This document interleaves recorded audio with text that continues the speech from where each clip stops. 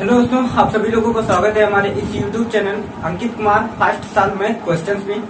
आज हम लोग जो डिस्कस करने वाले हैं, तो कल की जो वीडियो रह गई थी उसमें क्या रह गया था, ये चीजें जो हमको बतानी थी कि इसका फार्मूला कैसे ड्राइव किया जाता है। ठीक है, तो इसके बारे में आज हम डिस्कस कर लेंगे, क्योंकि कल हम लोगों ने क्या डिस्कस किया था कि रेखीय आवेश घनत्व बोलते हैं, जिसको हम लोग linear charge distribution, linear charge density बोलते हैं। एंड अगला जो देखा था हमने पृष्ठीय आवेश घनत्व, surface charge density and volume charge density. इन सभी चीजों के बारे में डिस्कस किया था विस्तार पूर्वक से, और उसका फार्मूला कैसे ड्राइव किया जाता है उसके बारे में भी बताया था, डिस्कस किया गया था। ठीक है, अगर आपको याद हो तो उसका फार्मूला आप लोग बताइए, सोचिए, तुरंत बताइए कितना होता था। ठीक है, तो तीनों का फार्मूला भी याद होगा। किसको कहते थे हम लोग? चार्ज जैसे वितरण, जिसको हम लोग बोलते थे कि रेखीय आवेश वितरण क्या होता है। तो रेखीय आवेश वितरण का मतलब क्या होता है? रेखीय आवेश का वितरण का मतलब होता है कि जब आवेश जो होता है एक रेखा पर वितरित होता है। क्या रेखा पर वितरित हो सकता है आवेश? हाँ, रेखा पर आवेश को वितरित कर सकते हो क्या? आवेश का मतलब क्या होता है? आवेश किसी वस्तु पर हो सकता है, ठीक है, रेखा पर हो सकता है। क्या रेखा खींच दी, उसके ऊपर आवेश हो गया? मतलब क्या हुआ कि रेखा के रूप में कोई भी पदार्थ हो सकता है, उसके ऊपर जो चार्ज होता है वो होता है वितरित। ठीक है, समझ में आई बात? ठीक, तो समझ में यहाँ तक जो हम लोगों ने डिस्कस किया था, और फिर डिस्कस किया था कि पृष्ठीय आवेश घनत्व मतलब पृष्ठ पर वितरित होना चाहिए। ठीक है, और घनत्व का मतलब ये हो गया। पृष्ठीय आवेश घनत्व मतलब क्या हुआ कि पृष्ठ जो होता है किसी भी पदार्थ का हो सकता है। ठीक है, अब उस पृष्ठ के प्रति एकांक क्षेत्रफल पर जो वितरित आवेश की मात्रा होती है उसको हम लोग पृष्ठीय आवेश घनत्व बोलते थे। आयतन में भी ऐसे हुआ था। अब हम देखेंगे कि रेखीय आवेश वितरण क्या होता है। देखिए, रेखीय आवेश वितरण का मतलब होता है जब आवेश एक रेखा के रूप में वितरित होता है, रेखा पर वितरित होता है, मतलब कोई रेखा के रूप में कोई पदार्थ हो, जैसे तार हो सकता है या वक्राकार हो तार। ठीक है, उसके ऊपर क्या होता है, आवेश एक समान रूप से वितरित हो। एक समान का मतलब ये हुआ कि जहां पे आप नापो चार्ज, जहां पे चेक करो चार्ज, वहां हर एक पॉइंट पर क्या होना चाहिए, चार्ज जो है वो समान होना चाहिए, आवेश जो है वो समान होना चाहिए। ठीक है, और देखेंगे हम लोग। और हाँ, रेखीय आवेश वितरण हो गया, जिसको हम लोग एक और नाम डालते हैं वन डायमेंशनल। जैसे चींटी चल रही है, तो चींटी किस पे चलती है? एक तार जैसे लिखा हुआ, ऐसे खींचा तो तार इस पे जाएगी। ठीक है, तो इसको क्या बोलेंगे? वन डायमेंशनल बोलते हैं। ठीक है, हाँ, तो इसका फार्मूला कैसे ड्राइव किया जाएगा कि इसके कारण कोई अन्य बिंदु कोई स्थित है, वहां पर कोई एक चार्ज रखा हुआ है, तो उस चार्ज पर, चार्ज के कारण, ठीक है, इन दोनों के बीच में जो बल लगेगा वो कितना लगता है उसको फाइंड करना है। ठीक है, रेखीय का मतलब हो गया जैसे ये रेखा है। ठीक है, रेखा का मतलब ये हुआ कि ये कोई एक तार है। ठीक है, इस तार पर क्या है, एक समान रूप से हर एक पॉइंट पर क्या है, समान चार्ज वितरित है। ठीक है, इसको हम क्या मान लेते हैं, ए बी तार मान लेते हैं। ठीक है, इसपे क्या है, एक समान रूप से चार्ज वितरित है। इसके पश्चात हम ये देखेंगे कि यहाँ पे मान लीजिए कोई एक पॉइंट स्थित है जहाँ पर एक अन्य कोई चार्ज स्थित है। ठीक है, इसकी जो दूरी है वो दूरी हम मान लेते हैं, इसके जो मिडिल पॉइंट है उसके मिडिल पॉइंट से हम यहाँ से दूरी इसकी कितनी मान लेते हैं, मान लिया हमने आर है। ठीक है, आर इसकी क्या है, दूरी है, और इसकी जो वो है उसको क्या बोलते हैं हम लोग, मात्रक सदिश, वो कितना है, आर कैप है। ठीक है, यहाँ पर क्या करना है, हमको फाइंड करना है कि इन दोनों के बीच में जो बल लगेगा वो बल कितना लगता है, इस चीज को हम देखेंगे। ठीक है, तो सबसे पहले जो लिखना होगा वो हम लिखेंगे क्या, उस चीज को हमको पहले समझना है कि हमको क्या लिखना है इस चीज में। तो उसको क्या लिखना है, लिखना ये है हमें कि जब किसी रेखा पर, ठीक है, जब आवेश किसी रेखा पर एक समान रूप से वितरित होता है तो उसे रेखीय आवेश वितरण कहते हैं, या किसी वक्र पर वितरित होता है तो उसे वक्राकार या रेखीय आवेश वितरण बोलते हैं। ठीक है, तो ये चीज लिखना है। क्या लिखना है, जो हमने बोला इसी को तुमको पहले लिखना है। उसके पश्चात हम मान लेंगे कि माना एक एल लंबाई का क्या है, एक तार है जिसके ऊपर एक समान रूप से चार्ज क्यों वितरित है। ठीक है, क्या हमने बताया, चार्ज क्यों वितरित है। यहाँ से इसके मिडिल पॉइंट से हमको आर दूरी पर एक आवेश रखा हुआ है Q0, तो उन दोनों के बीच में लगने वाला बल कितना होगा उसको निकालना है हमें। ठीक है, तो हम लिखना स्टार्ट करते हैं। क्या लिखेंगे कि जब आवेश, समझ में आया कुछ, क्या कि जब आवेश किसी रेखा पर, अब रेखा कैसी होनी चाहिए, तो रेखा या तो सीधी हो और या फिर कैसी हो, वक्र के रूप में भी हो सकती है, जैसे वृत्त होता है। ठीक है, तो उस प्रकार से हम छल्ला टाइप भी बना सकते हैं, उस पर भी क्या हो, एक समान रूप से वितरित होता है आवेश, तो उसको हम क्या बोलते हैं, इस प्रकार के वितरण को क्या बोलते हैं, रेखीय आवेश वितरण, यानी कि लीनियर चार्ज डिस्ट्रीब्यूशन बोलते हैं। ठीक है, इसका मतलब क्या होता है, मतलब यही हुआ हम कई बार बोलते हैं कि हर एक बिंदु पर चार्ज अगर नापा जाए, मेजर किया जाए, ठीक है, तो हर एक पॉइंट पर चार्ज समान होना चाहिए, तभी हम कहेंगे कि एक समान आवेश वितरण है। समझ में आई बात? ठीक है, अब आगे हमको क्या देखना है, आगे ये देखना है कि इसका घनत्व कितना होता है, रेखीय आवेश घनत्व। पहले तो ये मान लेते हैं कि ये क्या है, माना कोई एक एल लंबाई का क्या है, एक तार है। ठीक है, क्या माना, एक एल लंबाई का तार है जिसके ऊपर क्या है, एक समान रूप से आवेश वितरित है। ठीक है, हम मान ये लेते हैं कि माना एक कितनी है, छोटी सी लंबाई कितनी है, एक डीएल है। ठीक है, छोटी सी लंबाई कितनी मान ली हमने तार की, डीएल। डीएल क्यों मान ली, क्योंकि हमको थोड़ी दूरी पर पहले देखना है, चेक करना है। ठीक है, फिर पूरी दूरी पर चेक करना है, पूरे तार पर चेक कर लेना है। तो पहले हमको थोड़े से तार पर चेक करने के लिए हम क्या मान लेते हैं, ये जो तार है इसकी थोड़ी सी जो लंबाई है वो डीएल मान लेते हैं, बहुत अति सूक्ष्म लंबाई। उससे आर दूरी पर स्थित एक बिंदु है जिसका आवेश कितना है, Q0 है। ठीक है, उस पर क्या है, वो भी Q0 का मतलब होता है जिसको हम लोग बोलते थे पहले परीक्षण आवेश। परीक्षण आवेश को कई बार हमने बोला है, इसका खुद का अस्तित्व नहीं होता है, मतलब ये हुआ कि कोई फील्ड उसकी नहीं होती है। ठीक है, लेकिन क्या है, इसके ऊपर बल अट्रैक्ट हो सकता है, बल लगता भी है और इसका मान भी ये समझ जाता है। तो हमने क्या बताया, ये आर दूरी पर क्या है, एक स्थित है। ठीक है, अभी इसके ऊपर हमें चेक क्या करना है कि इसके ऊपर बल कितना लग रहा है। तो हम सबसे पहले क्या मानेंगे, माना लिखना स्टार्ट कर देते हैं, माना एक एल लंबाई का, एक एल लंबाई का तार है। ठीक है, क्या हमने बताया, माना एक एल लंबाई, तो समझ में आया यहाँ तक क्या, कि पहले अब हमको क्या देखना था कि माना एक एल लंबाई का तार है। ठीक है, जिस पर एक समान रूप से क्या है, प्लस क्यू आवेश वितरित है और जिसका पृष्ठीय आवेश घनत्व क्या है, लेमडा है।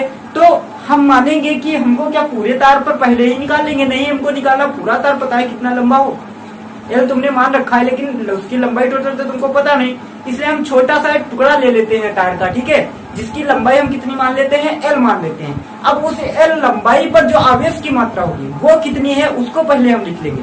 तो उस आवेश पर जो मात्रा होती है, मतलब कि उस तार पर छोटे से टुकड़े पर जो आवेश की मात्रा होगी वो कहाँ से हम निकालेंगे, तो तुमने अभी पढ़ा है रेखीय आवेश घनत्व, तो लेमडा बराबर क्या होता है, Q/L होता है। ठीक है, तो अब ये था पूरी लंबाई एल के लिए, लेकिन तुमने अल्पांश लंबाई एल माना है तो उसके ऊपर जो आवेश की मात्रा होगी वो भी तो अल्पांश होगी, तो इसलिए हम क्या ले लेंगे, लेमडा बराबर dQ/dl ले लेंगे। ठीक है, अब जब dQ/dl ले लेंगे तो तुमने यहाँ पे क्या लिख रखा है कि इस प्रकार तार के अल्पांश भाग dl पर वितरित आवेश की मात्रा, तो dQ हमको निकालना है, आवेश की मात्रा मतलब अति सूक्ष्म होगी, तो dQ बराबर कितना हो जाएगा, लेमडा इंटू dl हो जाएगा। ठीक है, तो इसीलिए क्या लिख दिया गया, dQ बराबर लेमडा इंटू dl।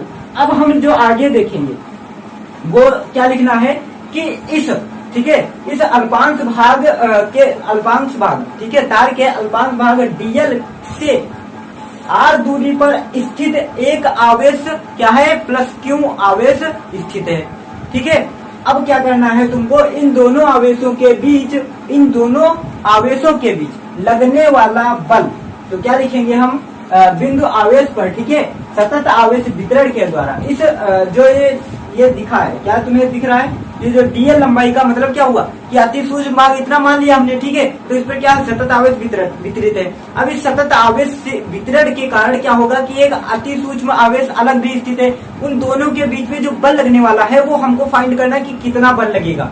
ठीक है, तो हमको लिखना क्या है, अब आगे हमको यही लिखना है कि इस अति सूक्ष्म, ठीक है, भाग पर, तार के अति सूक्ष्म भाग पर सतत आवेश वितरण के द्वारा r दूरी पर स्थित प्लस q आवेश पर लगने वाला बल। ठीक है, तो ये लिखना है हमको, क्या लिखना है, अभी जो बोला है बिल्कुल वही तुमको सेम टू सेम है। ओके, यू नो क्या हमने बताया, इस अल्पांश भाग dl पर सतत आवेश वितरण और r दूरी पर स्थित प्लस q आवेश के बीच लगने वाला स्थिर वैद्युत बल। स्थिर वैद्युत बल को और एक नाम से जानते हैं, वो तुम्हें बताना है कि वो और एक नाम क्या होता है। ठीक है, तो तुम बताइए जल्दी सोच करके। अब हम देखेंगे कि इन दोनों के बीच में लगेगा बल, लगेगा तो लगेगा कैसा, क्या इसको अट्रैक्ट कर लेगा अपनी तरफ, आइए और चपक जाइए, आकर्षित हो जाइए, क्या नहीं करेगा? क्या करेगा सोचकर बताइए। ये भी प्लस है, ये भी प्लस है, मतलब क्या करेगा? दूर भगाएगा, ये निकल जाओ यहाँ से, भगा देगा अपने पड़ोस से, ठीक है। क्या करेगा? प्रतिकर्षित करेगा, चपकाने के बजाय क्या कर देगा? छुड़ाने का काम करता है। प्लस प्लस का जो आवेश होते हैं, ठीक है, क्या करेंगे? ये दोनों प्रतिकर्षित करेंगे, और प्रतिकर्षित करने से तो इस पे बल जो लगेगा वो कौन सा लगेगा? प्रतिकर्षण बल लगेगा। लेकिन उस बल का नाम क्या होता है? एक तो नाम होता है कूलामीय बल, दूसरा क्या नाम होता है? अभी जो बताया था हमने, स्थिर वैद्युत बल, ठीक है। अब देखते हैं आगे कि जो इनके बीच में लगने वाला बल होगा, वो बल होगा तो होगा कितना? तो तुमने पढ़ रखा है कि जो लगने वाला दो आवेशित कणों के बीच लगने वाला जो बल होता है वो होता है तुम्हारा 1/4πε0, 4πε0। और क्या होता है? Q1 Q2/r²। याद आ गया हो तो लिख लीजिए। क्या हमने बताया? Q1 और Q2/r² होता था या नहीं होता था? यही तो होता था, ठीक है। लेकिन तुमको इसमें क्या करना है? जो इनके बीच में बल लगेगा तो वहां पे क्या तुमको यही वाला लिख देना है? क्या सूत्र? ये पहले सोचो। इसमें तो Q1 की जगह कितना दिया गया है? ये प्लस Q dQ मात्रा जो दी गई है, तो Q1 की जगह रखोगे। Q2 कितना दिया गया है? तो प्लस Q0 दिया गया है, इसलिए उसकी जगह क्या रख देंगे? Q0 रख देंगे। तो Q1 बराबर क्या है? dQ, और Q2 बराबर क्या है?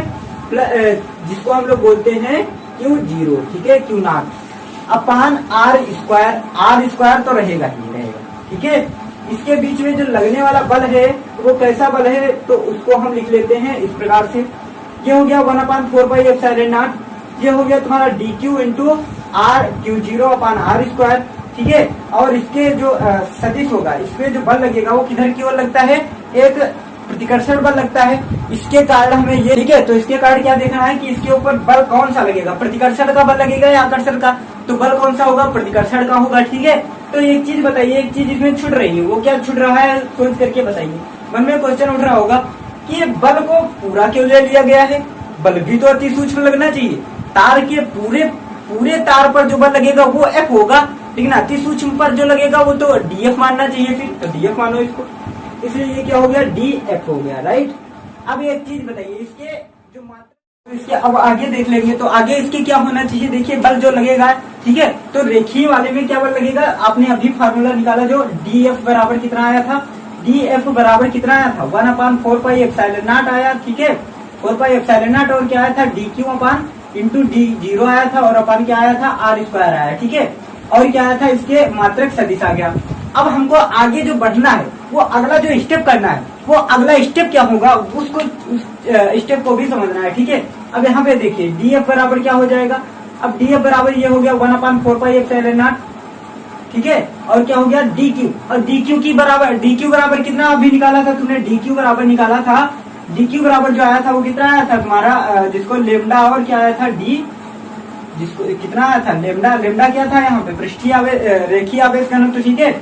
और उसके साथ में क्या आया था? जिसको बोलते थे DL। तो इसकी जगह हम क्या रख देंगे? DQ बराबर लेमडा इंटू DL रख देंगे। DQ बराबर लेमडा इंटू DL रख देंगे, ठीक है। तो लेमडा इंटू DL रख देंगे, ठीक है, लेमडा इंटू DL। और क्या आ जाएगा? Q0 आ जाएगा, अपान में क्या आएगा? r² हो गया, राइट। अब ये r इसके मात्रक सदिश हो गया। अब हमने तो ये किसकी निकाली? थोड़े से उस भाग की मात्रा निकाली थी। हमको निकालना है पूरे भाग के लिए।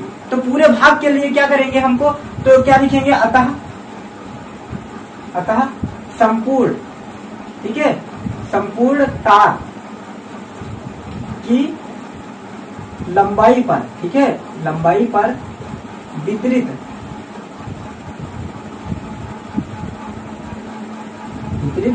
आवेश और, ठीक है, जो संपूर्ण लंबाई थी वितरित आवेश, और वहां से जो r0 पर स्थित था, ठीक है, प्लस Q0 जो आवेश स्थित था उनके बीच, प्लस Q0 के बीच, ठीक है, के मध्य लगने वाला जो बल होगा, बल को बोलते क्या है? स्थिर वैद्युत बल। तो वो कितना हो जाएगा? समाकलन कर देंगे। इसका समाकलन का मतलब समझते हो? बार बार बताते रहते हैं। समाकलन जो होता है, ठीक है, तो समाकलन जो होता है वो dx ऑफ अगर 1 है, ठीक है, तो इसका समाकलन जो होगा वो x हो जाता है। और अगर x इंटू d/dx लिखा हुआ है इस प्रकार से, तो क्या हो जाएगा? x² 2 हो जाता है। इसका जो फार्मूला होता है वो ये होता है x इंटू जिसको बोलते हैं x इंटू n+1 अपान n+1। ठीक है, ये इसका फार्मूला होता है। और जो आएगा इसका मान जो आएगा निकल करके वो क्या आ जाएगा, समाकलन करेंगे तो जो बल लगने वाला होगा वो टोटल बल कितना हो जाएगा, समाकलन कर देंगे किसका, dF का समाकलन। ठीक है, dF का करेंगे तो कितना आ जाएगा, यहाँ से 1/4 पाई एप्सिलॉन नॉट और कितना था lambda into dl into Q0 अपान r² था। ठीक है, ये समझ में आया। और मात्रक सदिश r था। अब इसके ऊपर भी समाकलन का निशान लग गया और समाकलन की लिमिट कितनी थी, l, टोटल लंबाई क्योंकि l थी तो इसलिए समाकलन की लिमिट जो होगी वो कितनी हो गई, l हो गई। ठीक है, अब हम जो आगे बढ़ेंगे वो क्या देखेंगे कि f बराबर जो आएगा वो कितना आ जाएगा, यहाँ से देखिए 1/4 पाई एप्सिलॉन नॉट कॉमन हो जाएगा। ठीक है, और ऊपर से Q0 कॉमन हो जाएगा तो Q0 upon 4 pi epsilon not हो गया कॉमन। और बचा क्या है, यहाँ पर जो बच गया उसको हम लिमिट में लगा करके, l लिमिट थी इसकी और कितने कहाँ से कहाँ तक हुआ, तो कहाँ से कहाँ तक इसमें क्या क्या बच गया, रो बच गया और क्या बच गया, dl बच गया अपान में क्या बचा, r² बच गया और इसका मात्रक सदिश r बच गया। ठीक है, तो ये क्या हो गया, इसमें लगने वाला जो बल होगा वो कितना लगेगा, F बराबर Q0 upon 4 pi epsilon not और लेमडा इंटू dl अपान r² इंटू मात्रक सदिश जो है r है। ठीक है, ये इसके ऊपर लगने वाला बल होगा। अब हम लोग यहाँ तक समझ में आ गया हो तो इसका स्क्रीनशॉट लीजिए और हम फिर बढ़ते हैं आगे। आगे क्या देखेंगे, जिसको हम लोग बोलते हैं पृष्ठीय आवेश घनत्व। ठीक है,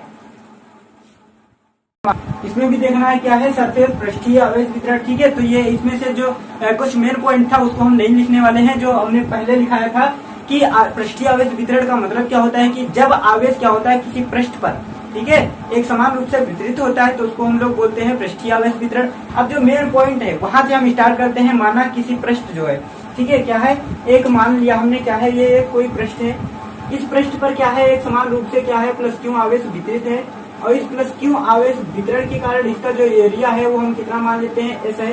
इसका जो एरिया है, ठीक है, इस पृष्ठ का जो एरिया है वो संपूर्ण एरिया हम S मान लेते हैं। ठीक है, यहाँ से हमको कितनी दूरी पर याद करना है, तो बस वही r दूरी सिंपल सी ले लेनी है और उसका एकांक सदिश कितना होगा, ये हो गई r और इससे एकांक सदिश जो होगा वो कितना होगा, यहाँ पर रखा हुआ Q0 मान लेते हैं वही +Q। ठीक है, सेम वैसे ही इसका भी फार्मूला निकल करके आएगा और कोई इसमें भी चेंजेस नहीं होता है, बहुत बड़ा कोई चेंजेस नहीं होता है। ठीक है, इसमें भी वैसे ही मान लिया जाता है, S क्षेत्रफल हो गया, इसमें भी छोटा सा क्षेत्रफल मान लिया जाएगा इसका, जिसका क्षेत्रफल ds मान लेते हैं। ठीक है, और फिर क्या मानेंगे, इसका पृष्ठीय आवेश घनत्व जो होगा वो किससे प्रदर्शित करते हैं, तो उसको हम लोग सिग्मा से, जिसको बोलते हैं स्मॉल सिग्मा, छोटे से सिग्मा से प्रदर्शित करते हैं इसको। ठीक है, अब हम लोग इसके बारे में लिखना स्टार्ट कर देते हैं। क्या लिखेंगे, सर्वप्रथम जो लिखना चाहिए तो इसको थोड़ा सा समझ लेते हैं। क्या कि जब आवेश किसी पृष्ठ पर एक समान रूप से वितरित होता है, ठीक है, क्या जैसे ये पृष्ठ था, इस पृष्ठ पर क्या है, एक समान रूप से आवेश वितरित है, तो इस वितरित आवेश पर को क्या हम लोग बोलते हैं, वितरित आवेश को क्या बोलते हैं, पृष्ठीय आवेश वितरण बोलते हैं। अब इसके लिए हमको जो फार्मूला प्रूव करना है कि इन दोनों के बीच में जो बल लगेगा वो बल कितना लगता है, तो इसके लिए मान लेते हैं, माना किसी पृष्ठ पर एक समान रूप से क्या है, क्यों आवेश वितरित है, जिसका क्षेत्रफल कितना है, a है। a नहीं मानते हैं इसको, a मान लो कोई दिक्कत नहीं, या s मान लो। ठीक है, a भी मान सकते हो, s भी मान सकते हो, नथिंग प्रॉब्लम। ओके, राइट, क्या है, a है और इसका पृष्ठीय आवेश घनत्व जो है वो क्या है, सिग्मा है। तब इसके अल्पांश भाग के क्षेत्रफल dA पर वितरित आवेश की मात्रा कितनी होगी, वितरित आवेश की मात्रा जो होगी वो कितनी होगी, dQ बराबर कितना हो जाएगा, सिग्मा इंटू dA, क्योंकि हम लोग पृष्ठीय आवेश घनत्व को किससे प्रदर्शित करते हैं, सिग्मा से प्रदर्शित करते हैं, तो इसलिए ये हो जाएगा। अब हमको जो लिखना है कि यहाँ से r दूरी पर स्थित +Q आवेश पर, ठीक है, +Q आवेश और इस वितरण में इस अल्पांश भाग पर वितरित आवेश के बीच, ठीक है, लगने वाला कूलामीय बल या स्थिर वैद्युत बल। ठीक है, लिख लिया गया। क्या किया था, इस अल्पांश भाग से वितरित आवेश और इससे r दूरी पर स्थित +Q आवेश के मध्य लगने वाला जो स्थिर वैद्युत बल होगा, वितरित आवेश +Q यहाँ पे लिख लीजिए। ठीक है, +Q लगने वाला जो स्थिर वैद्युत बल होगा वो कितना होगा, जैसे पहले निकाला था कि F बराबर क्या आया था, F बराबर 1/, तो इसमें भी dF होगा क्योंकि बहुत छोटा सा बल लगेगा जब छोटा सा क्षेत्रफल ले रखे हो, इसलिए। और इसका जो वो सूत्र आया था वो कितना आया था, 1/4 पाई एप्सिलॉन नॉट, जिसका मान होता है 9 × 10⁹ और क्या हो जाएगा, इसके साथ में Q1 Q2 होता था, तो Q1 कितना है, +Q रखा हुआ है यहाँ पर, एक है Q और दूसरा क्या dQ है, मतलब अति सूक्ष्म मात्रा जो है वो कितनी है, dQ है।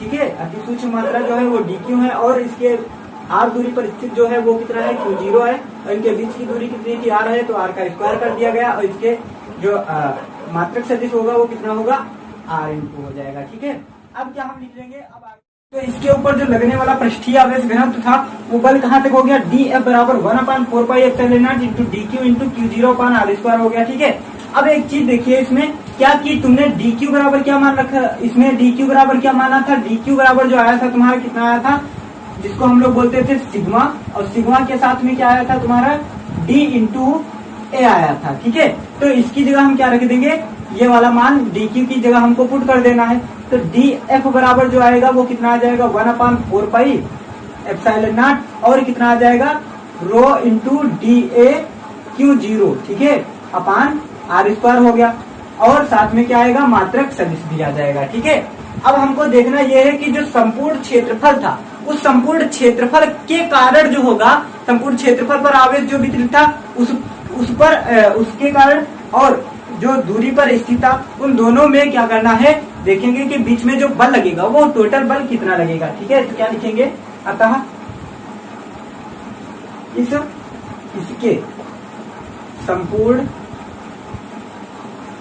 क्षेत्रफल पर, ठीक है, क्षेत्रफल पर वितरित आवेश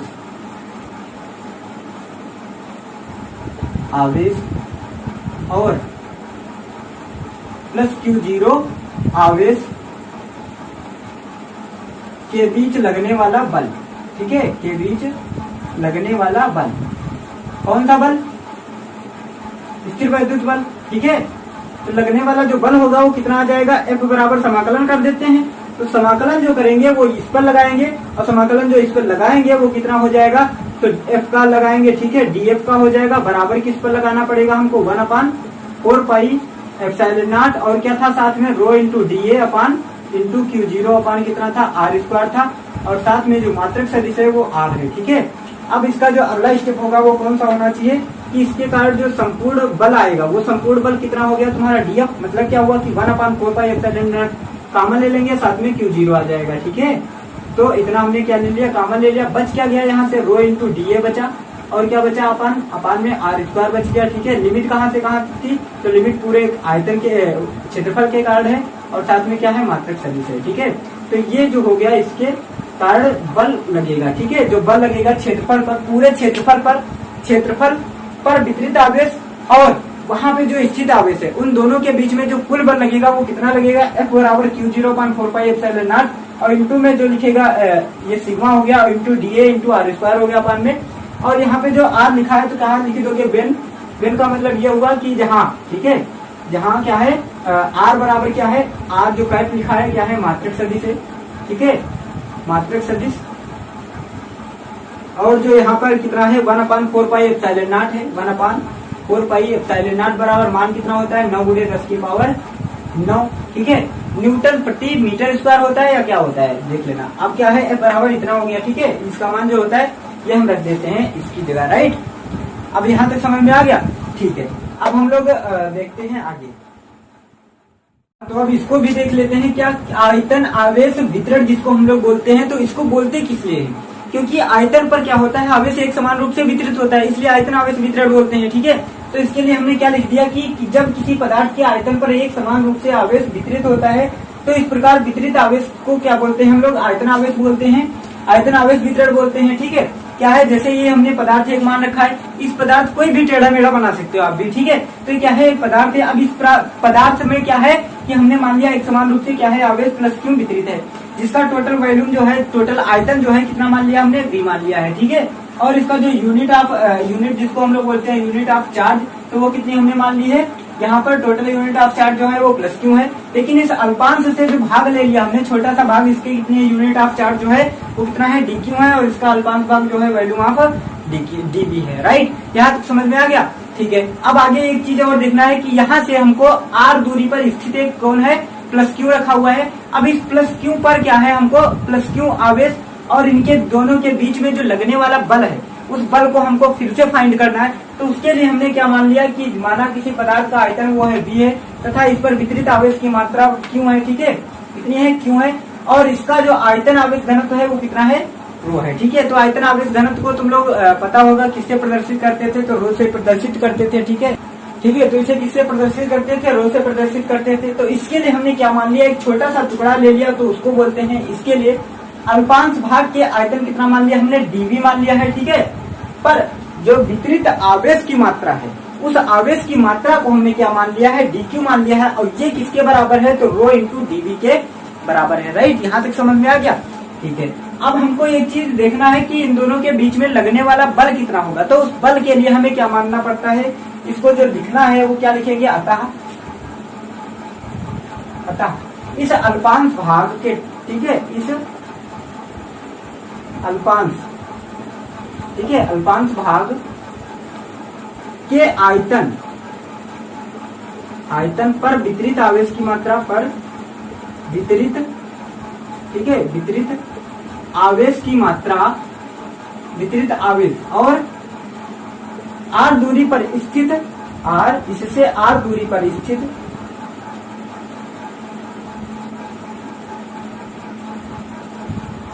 इससे r दूरी पर स्थित एक प्लस क्यू आवेश जो है, तो प्लस क्यू जीरो आवेश, ठीक है, आवेश के बीच लगने वाला बल, के बीच लगने वाला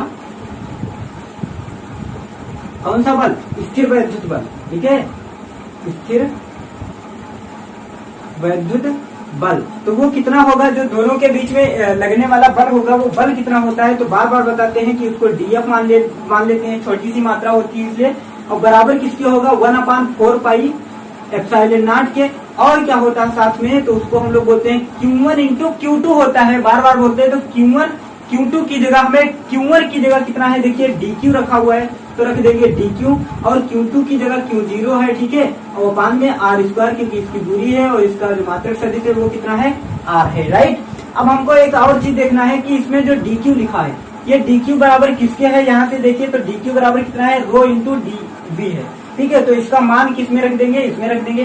तो अगला जो स्टेप होगा, तो DF बराबर कितना हो जाएगा, 1/4 पाई एप्सिलॉन नॉट, और क्या हो जाएगा, DQ की जगह कितना रख देंगे, रो इंटू DV रख देंगे। ठीक है, और इंटू में Q0 रख देंगे, अपान में क्या रखेंगे, R स्क्वायर रख देंगे, और क्या हो जाएगा, ये R हो गया। राइट, अब आगे जो देखेंगे, इस संपूर्ण भाग, ये तो हो गया इस छोटे से भाग पर आवेश की मात्रा, लेकिन इस संपूर्ण भाग पर, ठीक है, क्या लिखेंगे, संपूर्ण भाग,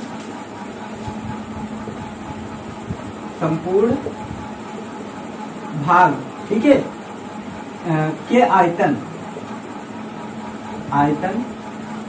पर वितरित आवेश, पर वितरित आवेश और प्लस Q0 आवेश, प्लस Q0 आवेश के बीच बल, के बीच बल जो होगा वो कितना होगा, उसको भी देख लेते हैं कितना होना चाहिए। तो इसका भी बार बार बोलते हैं समाकलन कर लीजिए, तो समाकलन कर लेना है, तो क्या आ जाएगा, यहाँ से अगर देखें तो जो कुल बल होगा वो कितना आ जाएगा, F बराबर समाकलन करेंगे F का। ठीक है, तो उसका F का जब समाकलन कर देंगे तो वो कितना आ जाएगा टोटल, तो 1/4 पाई एप्सिलॉन नॉट का मतलब कि 1/4 पाई एप्सिलॉन नॉट, और कितना था DQ, तो DQ की जगह कितना लिखा था तुमने, जिसको बोलते हैं रो इंटू कितना था, DV था। ठीक है, और अपान में कितना था, इंटू Q0 था, और अपान में कितना था, R स्क्वायर था, और इसका मात्रक सदिश R था। ठीक है, ये हो गया। अब आगे अगला जो स्टेप आएगा वो समाकलन करेंगे, तो समाकलन जब हटेगा तो ये क्या आ जाएगा, ये इतना जो है वो सिस्टम बाहर आ जाएगा, 1/4 पाई एप्सिलॉन नॉट। ठीक है, और ऊपर से Q0 कॉमन मिल रहा है, तो Q0 भी कॉमन मिल गया। राइट, यहाँ तक समझ में आ गया। आगे देखना ये है कि इसमें बचा क्या, तो बच गया तुम्हारा, देखिए यहाँ पे क्या बच गया, DV बच गया, और क्या बच गया, यहाँ से रो बच गया, और अपान में R स्क्वायर बच गया। ठीक है, तो क्या लिख देंगे यहाँ पर, रो इंटू DV अपान R स्क्वायर, और क्या बचा है, R एकांक सदिश है। ठीक है, तो ये एकांक सदिश था, और इसकी जो लिमिट होनी चाहिए वो कहाँ से कहाँ तक थी, तो इसका आयतन है, इसलिए V इसकी क्या हो गई, लिमिट हो गई, V लिमिट लगा देते हैं। तो यही जो फार्मूला हो गया, ये क्या है, आयतन, जो आयतन आवेश घनत्व जो बोलते हैं, आयतन आवेश वितरण, और उसके बीच में जो लगने वाला बल है उसका फार्मूला कितना आ गया, देख लीजिए, F बराबर Q0, साफ साफ लिख देते हैं, उसको भी समझ लीजिए। ठीक है, कितना बल लगेगा इनके बीच, तो जो बल लगता है वो होता है ये, F बराबर Q0/4 pi epsilon naught rho into d v upon r square, ठीक है। और ये समाकलन हो गया। लिमिट कहाँ से कहाँ तक की है, तो लिमिट है तुम्हारी v और क्या आ जाएगा साथ में r, ठीक है। ये क्या है, r जो है अलग से दिया गया है, इसको क्या बोलते हैं हम लोग, एक नया नाम देते हैं। नया नाम जो क्या होता है उसको हमने बताया था एकांक सदिश है, ठीक है। मात्रक सदिश, सॉरी मात्रक सदिश को बोलते हैं, राइट। यहाँ तक समझ में आ गया, नोट कर लीजिए और मिलते हैं नेक्स्ट वीडियो में। तब तक के लिए जय हिंद।